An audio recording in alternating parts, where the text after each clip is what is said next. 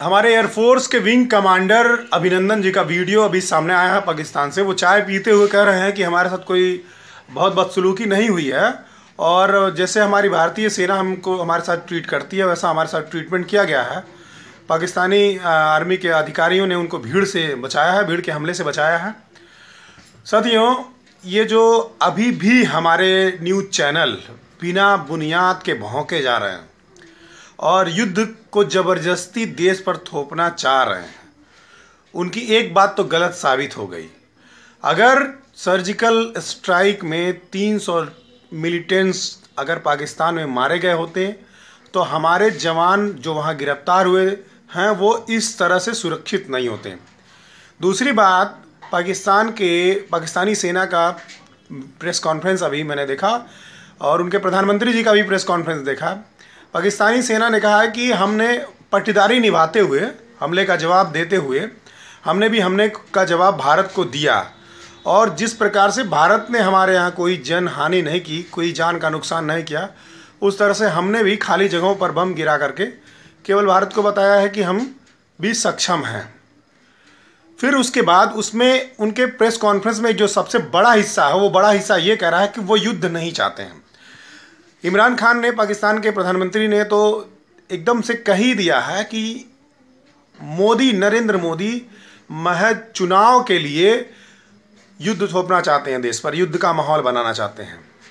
और मुझे भी ऐसा लगता है, क्योंकि जब पाकिस्तान हर स्तर के इन्वेस्टिगेशन के लिए पुलवामा अटैक के बाद तैयार है तो आप ज़बरदस्ती क्यों कर रहे हैं। दूसरी बात यह है कि आपके यहाँ से ट्वीट लीक होता है और इमरान खान के ट्वीट पर जाता है कि हमला होने वाला है।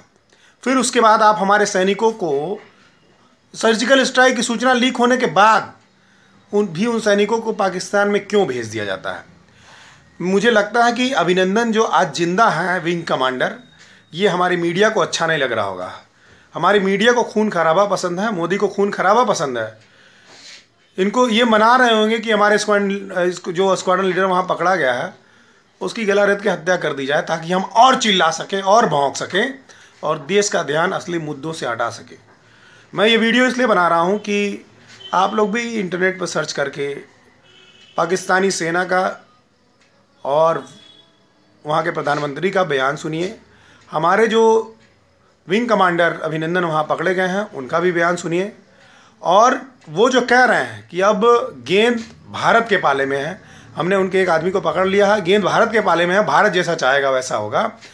तो हम चाहते हैं कि पुलवामा अटैक का आप इन्वेस्टिगेशन कराइए, उसके बाद से कोई कदम उठाइए। सबसे पहले ज़रूरी है कि हमारे पकड़े गए आर्मी के जवान को भारत सुरक्षित ले आया जाए और ये जो युद्ध खेलने का आप लोग प्रयास कर रहे हैं इसको रोका जाए।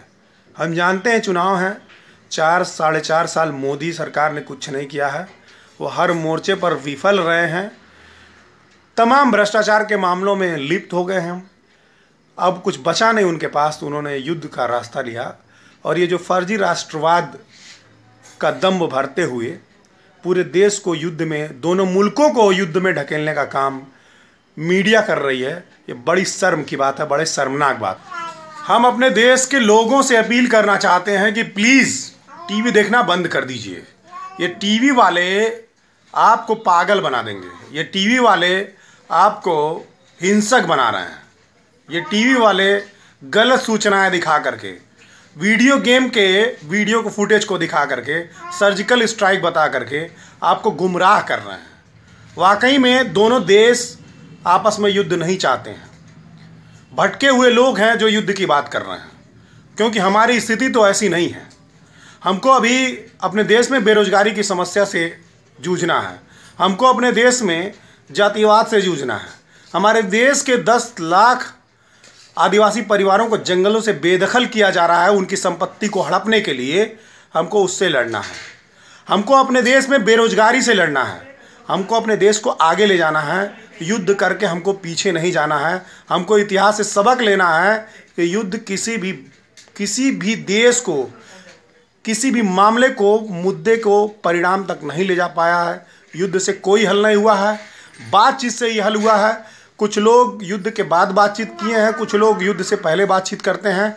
तो अगर पाकिस्तान के हुक्मरान अगर समझदारी दिखा रहे हैं, वो हमारे विंग कमांडर को सुरक्षित लौटाते हैं और बातचीत का ऑप्शन खुला रखते हैं, तो हमको भी बातचीत करने के तरफ आगे बढ़ना चाहिए।